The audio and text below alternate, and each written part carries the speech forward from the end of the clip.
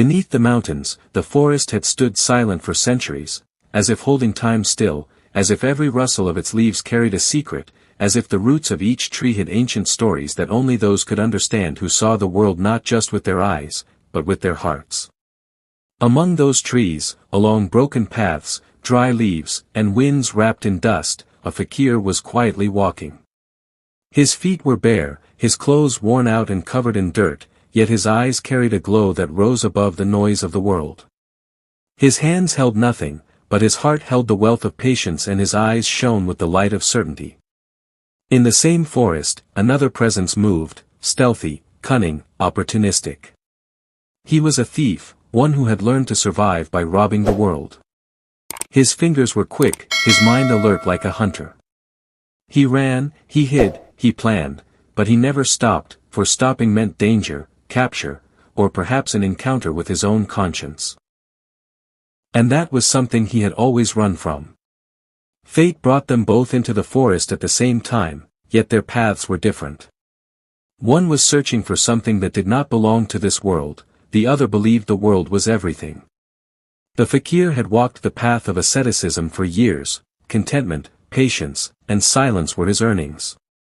He had left his past behind and wandered across mountains, deserts, and wilderness in search of his Lord.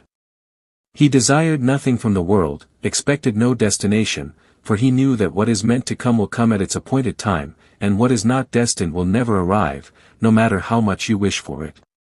This was his belief, this was his provision. The thief, on the other hand, had spent his life taking whatever he could with cleverness and cunning. To him, the mind was everything, destiny was only an excuse for the weak. His creed was simple. Anything you desire can be obtained with intellect, strength, and strategy, whether it be wealth, women, or the peace of life. But he did not know that some things come only to those who have let go of themselves, who have learned to remain content even with empty hands. They approached each other from different directions and met at a moment when signs of rain appeared in the forest, clouds in the sky, dampness on the earth, and a strange fragrance in the air. The thief had emerged from behind some bushes and was sitting on the edge of a dry stream when he saw the fakir approaching. At first, he was startled, for meeting a human in this deserted place was unusual. Then he thought, perhaps this was a traveler, someone he could rob. But when the fakir came near and their eyes met, the thief felt an unfamiliar peace for a brief moment, as though reminded of something ancient, like a half-forgotten dream from childhood. The fakir looked at him and smiled. It was not a mocking smile, nor one of fear, but a smile of acceptance, without questions, without complaints. As if he already knew this man was a thief, as if they had met before, as if this had all happened once already. After a pause, the thief asked, "Do you know me?" The fakir nodded gently. "I recognize anyone who is searching for themselves." The thief laughed. "I'm not searching for anyone. I'm hiding from the world, from the law, maybe even from myself." The fakir said, "Who hides is the one who gets found. Destiny pulls him to the place where he must face himself." The thief frowned. "Your words make no sense to me." The fakir replied, "That is the game of the mind and destiny. You will try to understand, and I will try to believe. You will demand answers for everything, and I will seek questions in silence.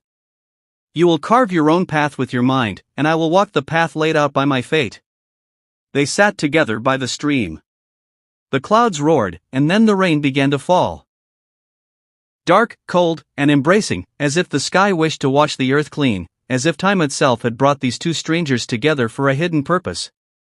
In this strange game of mind and destiny, where the raindrops fell equally upon them both, time seemed to pause. The stream's flow slowed, the echo of rain on the mountains resonated, and the forest's deep silence formed a scene that felt like a dream. The thief looked up at the sky with tearful eyes, as if finding the courage to look at something he hadn't faced in years. The fakir watched him quietly, his eyes carried no demand, no curiosity, just a presence that comforted without giving any answers. The thief asked suddenly, "What are you doing here?" Without looking away, the fakir said, "I am doing here what I have been doing for years, emptying myself, so that he may fill me." The thief did not understand, but perhaps for the first time, he wanted to. He rose and walked alongside the fakir. They crossed the stream in the rain, stumbling over small stones, and began to climb a mountain path. The thief was not used to following anyone, yet today he was silent, as though an unseen thread was pulling him, or perhaps fate was leading him elsewhere. By the time they reached the top, evening had fallen, and the dome of an old shrine came into view, its color dulled by time. The fakir said softly, "There's nothing left here, only silence." The thief laughed, "Who talks to silence?" The fakir answered, "Silence is the language destiny understands, the mind gets lost in its voice." They reached the shrine. The fakir sat down, removing his old cloak and spreading it over the stones. The thief looked around, there was nothing of value, no door, no treasure, nothing to tempt his old nature. Yet he felt an unusual pull in his heart, as if this place had bound him. Without a word, he sat beside the fakir.